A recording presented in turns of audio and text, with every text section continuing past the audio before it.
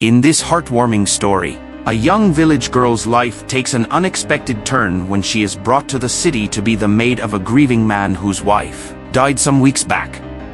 What starts as a simple job transforms into a journey of love, healing, and second chances. Join us as we unravel how the warmth and resilience of this young housegirl helped bring light back to a home shrouded in darkness, proving that sometimes the family you're meant to have isn't always the one you're born into. In a small village in Enugu, Nigeria, there lived a young girl called Ifeoma. She was the youngest of 5 children. Their family lived in a humble mud brick home with a thatched roof. Her father Oses was a farmer, tending to their small farm where they grew yams, cassava, and vegetables. Her mother Chinelo also contributed to the family's income by selling hand-woven baskets in the local market. Life in the village was simple but challenging. Ifeoma and her siblings would wake up at dawn to help with chores before walking the dusty path to the village school. Despite the hardships, Ifeoma was a bright and curious child. She excelled in her studies, particularly in English and mathematics, earning praise from her teachers who saw great potential in her. However, as she grew older, the limitations of village life began to weigh on her. She dreamed of more, of books she couldn't access, of opportunities beyond farming and petty trading. She longed to continue her education, but her family couldn't afford to send her to secondary school in the nearest town. At 18, Ifeoma found work as a helper in the home of the village chief. It was there that she honed her skills in cooking, cleaning, and caring for children. She was diligent and quick to learn, earning a reputation as a reliable and hardworking young woman. Ifeoma's life took an unexpected turn when Kelechi's mother, Mrs. Okafor, visited the village. Mrs. Okafor had grown up in a neighboring village and occasionally returned to visit family. On this particular trip, she was also on a mission to find a trustworthy maid for her son's family in Lagos after the tragic death of her daughter-in-law. During a gathering at the chief's compound, Mrs. Okafor noticed Ifeoma. She was impressed by the young woman's poise, her attentiveness to the guests, and the gentle way she interacted with the chief's children. After making inquiries about Ifeoma's background and work ethic, Mrs. Okafor approached her with an offer. "How would you like to come to work in Lagos?" Mrs. Okafor asked, her eyes twinkling with kindness. "My son has 2 children who need a caring maid. It would be a chance for you to see the city and to earn more than you do here in the village." Ifeoma was stunned. Lagos had always seemed like a far-off dream, a place she had only seen on the screen of the chief's television. The offer was both thrilling and terrifying. "But I've never been to the city," Ifeoma said hesitantly. "I don't know anyone there." Mrs. Okafor patted her hand reassuringly. "You'll be part of our family, my dear. I'll make sure you're well taken care of." After discussing it with her parents, who saw it as an opportunity for Ifeoma to build a better life, she accepted Mrs. Okafor's offer. As Ifeoma prepared for her journey to Lagos, her mind filled with thoughts of how her life might change. As she boarded the bus to Lagos, clutching her small suitcase, Ifeoma felt a mix of hope and anxiety. She was leaving behind everything she had known. Little did she know that this journey would not only change her life but also the lives of the family she was about to join. The scorching Lagos sun beat down on Ifeoma as she stepped off the rickety yellow bus, her small suitcase clutched tightly to her chest. Her eyes, wide with a mixture of fear and excitement, staring around the bustling city street. The noise, the crowd, the towering buildings, everything was so different from her quiet village in Enugu. "Ifeoma! Over here!" A voice called out. She turned to see a woman waving at her. It was Mrs. Okafor, the woman who had come to her village, promising her a job in the city. A chance at a better life. "Welcome to Lagos, my dear," Mrs. Okafor said, embracing her. "Are you ready to meet your new family?" Ifeoma nodded, trying to swallow the lump in her throat. She was here to be a maid, to help raise two children who had lost their mother. It was a big responsibility, but she was determined to do her best. As they drove through the city in Mrs. Okafor's car, Ifeoma's head spun with the sights and sounds of Lagos. It was nothing like she had imagined. Finally, they pulled up to a large, modern house in a gated community. "This is where you'll be living," Mrs. Okafor explained. "My son, Kelechi, and his two children, Adana and Emeka, live here. They've been through a lot since my daughter-in-law passed away last year. I'm counting on you to bring some light back into their lives." Ifeoma's heart raced as they walked up to the front door. This was it. Her new life was about to begin. The door swung open, revealing a tall, handsome man with kind eyes and a tired expression. Behind him, peering curiously, were two children, a girl of about 10 and a boy who looked to be around 7. "Kelechi, my son," Mrs. Okafor said warmly. "This is Ifeoma, the maid I told you about." Kelechi nodded, his eyes scanning Ifeoma briefly before turning to his mother. "Thank you for arranging this, Mama. Please, come in." As Ifeoma stepped into the house, she couldn't help but feel the weight of expectations on her shoulders. Little did she know, her arrival was about to change all of their lives in ways none of them could have predicted.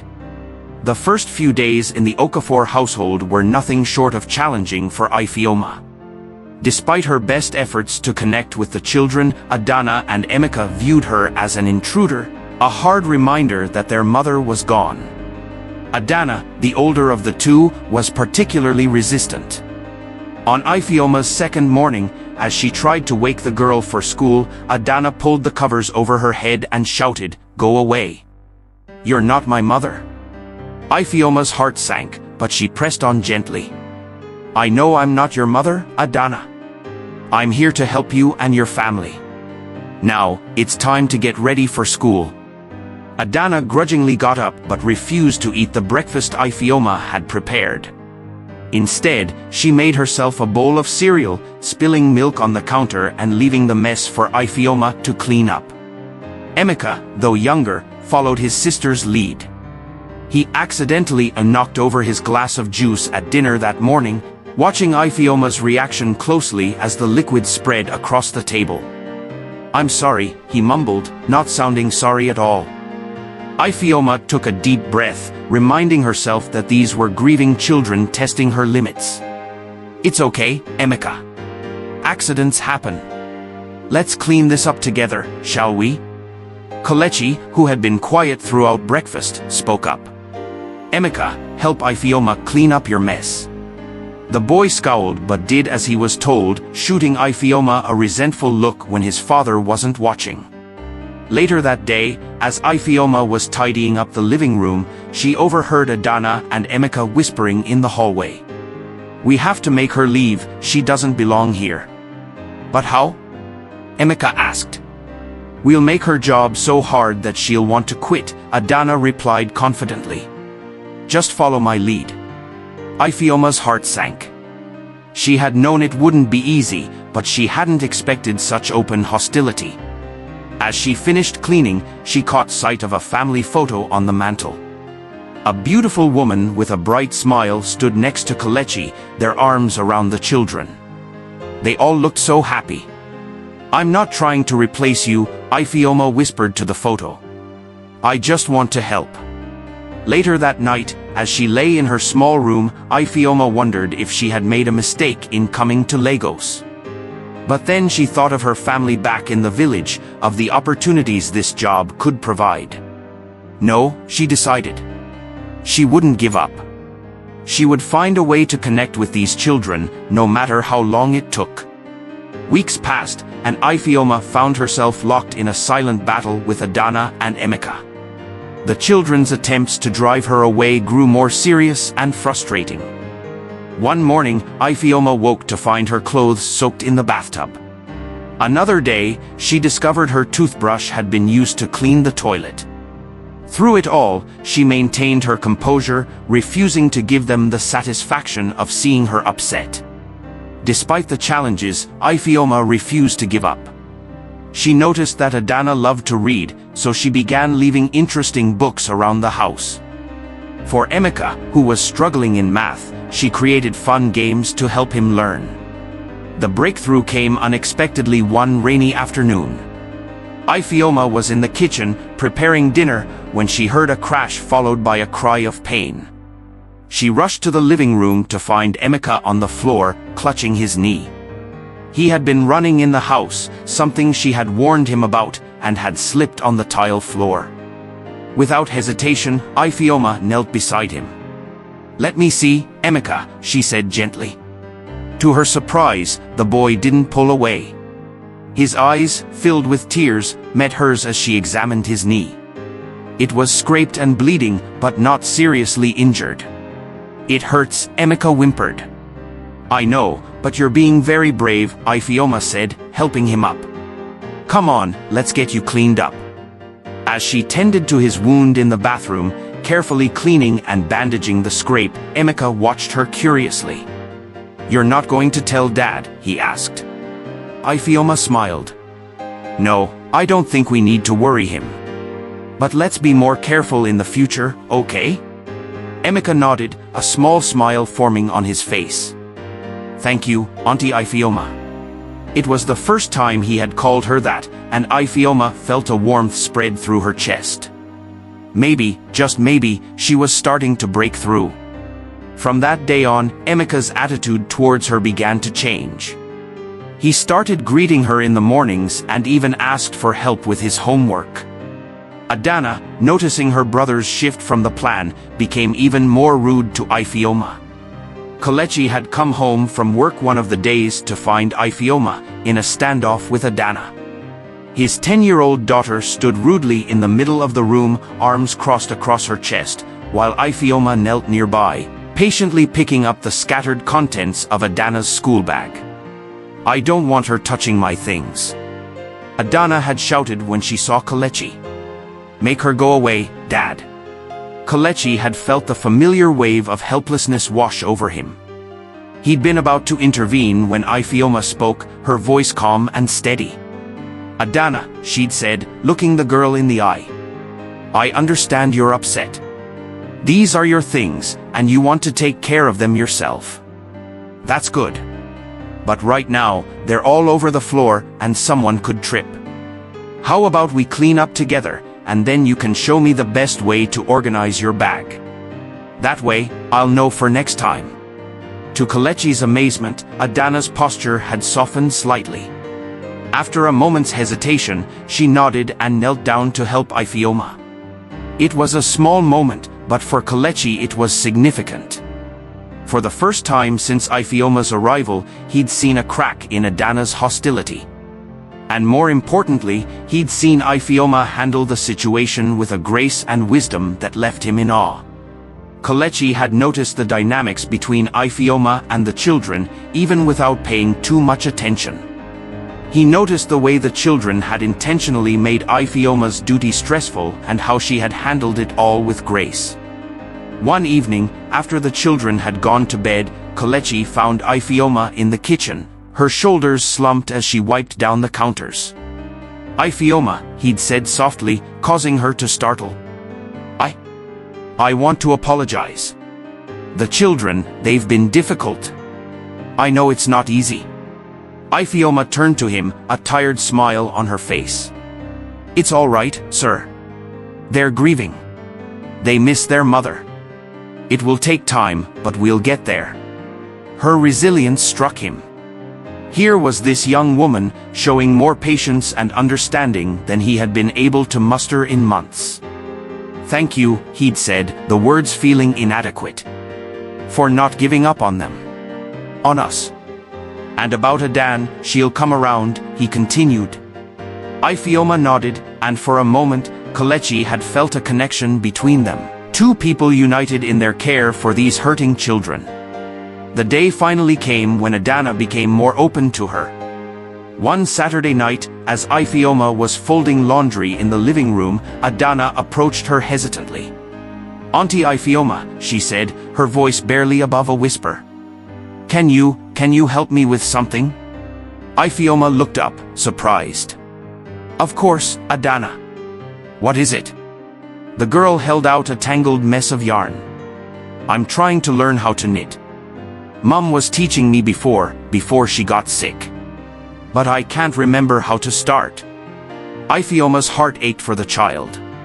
Come, sit with me, she said, patting the sofa beside her. I'll show you. As they worked together, untangling the yarn and starting a simple pattern, Adana's stiff posture gradually relaxed. By the time they finished the first row, the girl was leaning against Ifeoma's side, her eyes drooping with fatigue. Auntie Ifeoma? Adana murmured. Yes, dear. I'm sorry for being mean to you. Ifeoma wrapped an arm around the girl's shoulders. It's okay, Adana. I understand. We're going to be okay, you'll see. As Adana drifted off to sleep, Ifeoma felt a glimmer of hope. It wouldn't be easy, but she was beginning to see a way forward, a chance to truly help this family heal. As the weeks turned into months, life in the Kelechi's household settled into a comfortable routine. Ifeoma had finally won over both Adana and Emeka, and the house was filled with laughter and warmth once again. But as the children opened up to her, Ifeoma found herself facing an unexpected challenge: her growing feelings for their father, Kelechi. At first, she barely noticed it. A flutter in her stomach when he smiled at her over breakfast. The way her skin tingled when their hands accidentally brushed as she handed him his briefcase. She told herself it was nothing, just gratitude for his kindness and respect. But as time went on, Ifeoma couldn't deny the truth. She was falling for Kelechi. His quiet strength, the gentle way he spoke to his children, the sadness in his eyes that made her want to comfort him. It all combined to create a man she couldn't help but admire. But with these newfound feelings came a heavy dose of guilt. Ifeoma couldn't help but think of the children's mother, the woman whose place she had taken in this household. Was it wrong to have these feelings for Kelechi? Was she betraying the memory of his late wife? She decided to face her future and the main reason she had come to the city, her family. She decided to let the feelings die a natural death. Kelechi's mother's visit some months later was when Kelechi first considered the possibility of moving on. They were sitting in the backyard, watching Ifeoma play a game of hide-and-seek with the children.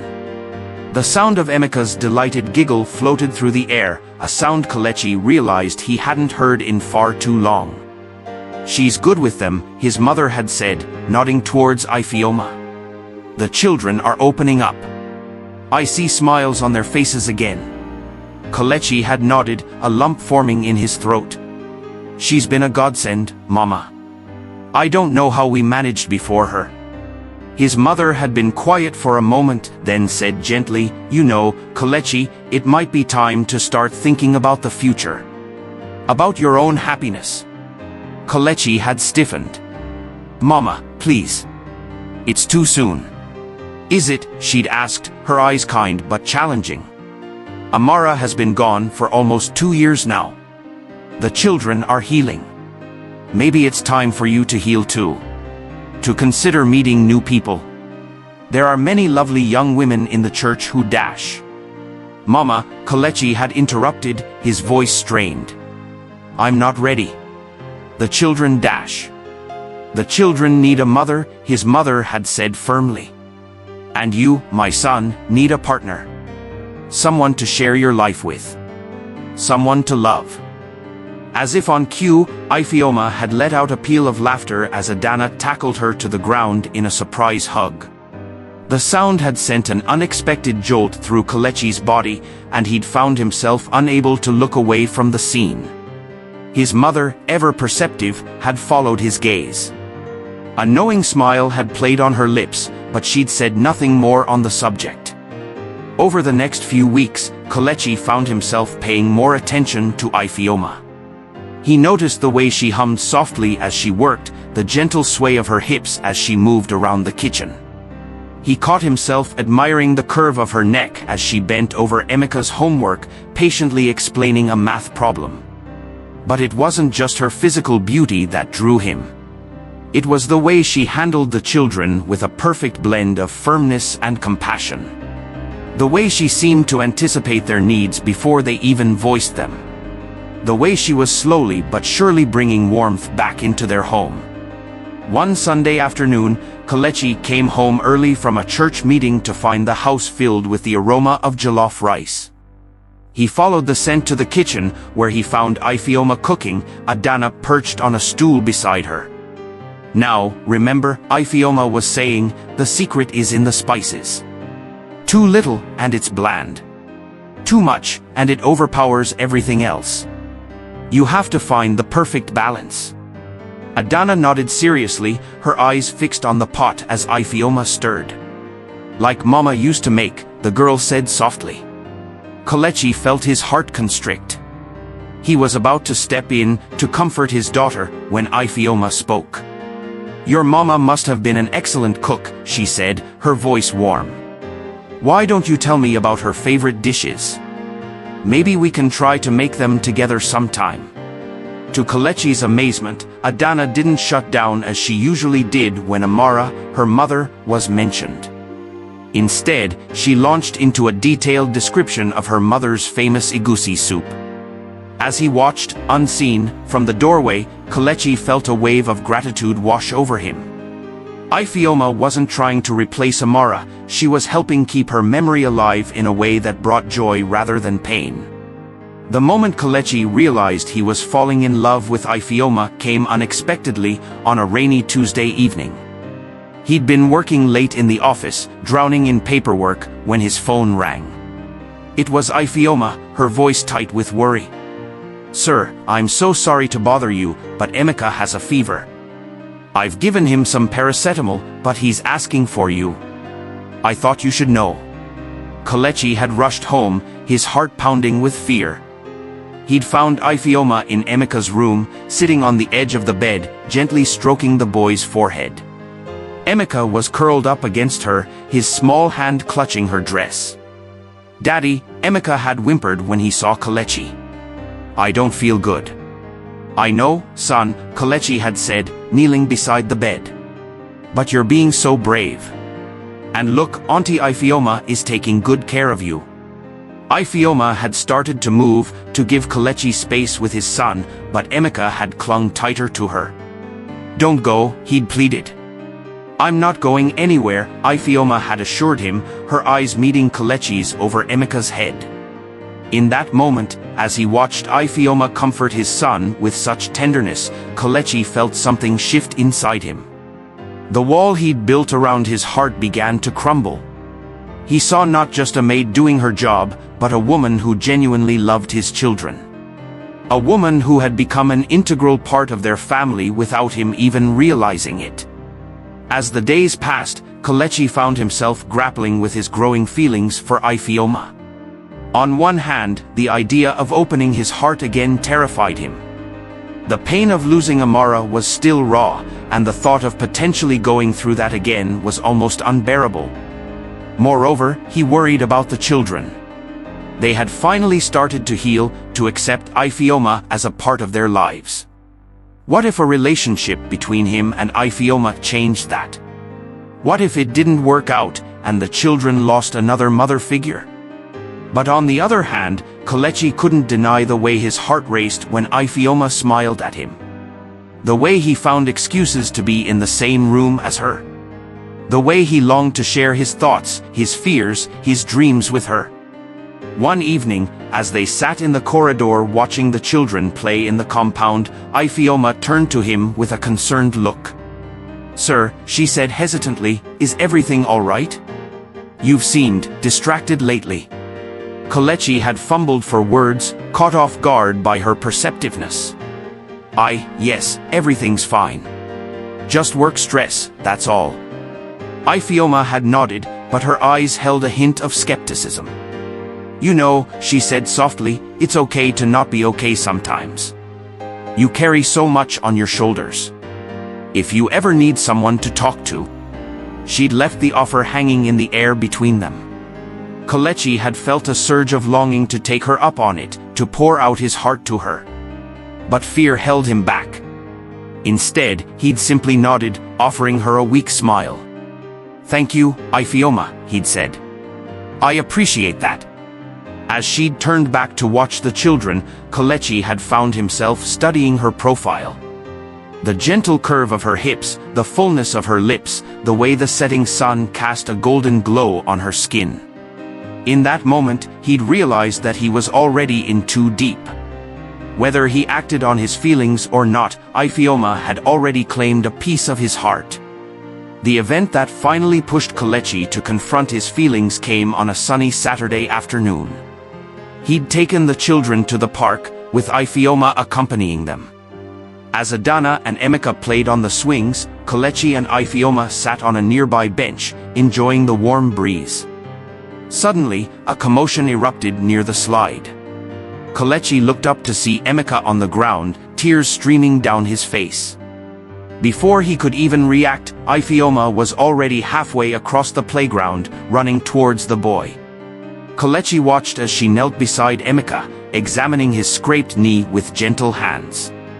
He couldn't hear what she was saying, but he saw the way Emeka's sobs gradually subsided, the way the boy leaned into Ifeoma's embrace.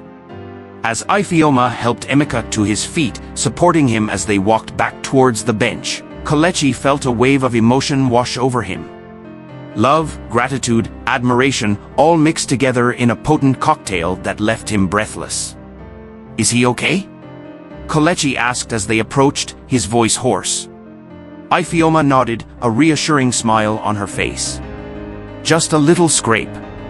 Nothing a plaster and some ice cream won't fix. Right, Emeka?" Emeka nodded bravely, his small hand clasped tightly in Ifeoma's. "Can we get ice cream, Dad? Please?" Kelechi found himself agreeing before he even realized it, his eyes locked on Ifeoma's face.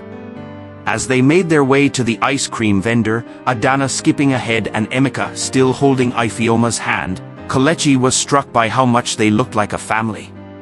A real, happy family. It was in that moment that Kelechi made his decision. He couldn't keep denying his feelings. He couldn't keep pretending that Ifeoma was just the maid. She had become so much more than that to him and to his children. That night, after the children were in bed, Kelechi found Ifeoma in the kitchen, making a cup of tea. He paused in the doorway, his heart pounding. This was it. No turning back now. "Ifeoma," he said softly, causing her to turn. "Do you have a moment? There's something I need to talk to you about." Ifeoma nodded, her brow furrowing slightly in concern. "Of course, sir. Is everything all right?" Kelechi took a deep breath, stepping into the kitchen. "Yes. No. I don't know. That's what I need to talk to you about." He gestured for her to sit at the kitchen table, taking the seat across from her. For a moment, he just looked at her, taking in the warmth in her eyes, the gentle curve of her lips. "Ifeoma," he began, his voice shaky. I don't know how to say this. You've been with us for almost a year now. You've become such an important part of our lives. The children, they adore you. And I?" He paused, struggling to find the right words. Ifeoma waited patiently, her eyes never leaving his face. "I've realized something," Kelechi continued. "Something that scares me, if I'm being honest. But I can't ignore it anymore. Ifeoma, I have feelings for you. Strong feelings." Ifeoma's eyes widened, her lips parting in surprise. Kelechi hurried on, afraid that if he stopped now, he'd lose his nerve. "I know it's complicated. I'm your employer, and there's the children to consider. And I understand if you don't feel the same way. But I needed you to know. You've brought light back into our lives, Ifeoma. You've helped us heal in ways I never thought possible. And somewhere along the way, I fell in love with you." The words hung in the air between them, heavy with implication. Kelechi held his breath, waiting for Ifeoma's response. Slowly, a smile spread across Ifeoma's face. Tears glistened in her eyes as she reached across the table, taking Kelechi's hand in hers. "Oh, Kelechi," she said softly, using his name for the first time. "I've been hoping you'd say that. I love you too. I love you and the children so much." Relief and joy flooded through Kelechi. He brought Ifeoma's hand to his lips, pressing a gentle kiss to her knuckles. As their eyes met across the table, full of promise and hope, Kelechi felt the last pieces of his broken heart mending. They had a long road ahead of them. There would be challenges to face, adjustments to make. But in that moment, with Ifeoma's hand in his and love shining in her eyes, Kelechi knew they could face anything together. If you enjoyed this story, please drop a heart emoji and comment where you're watching from. Also like, share, and subscribe to our channel and turn on post notifications to get updates when we drop a new video like this. Thanks for watching.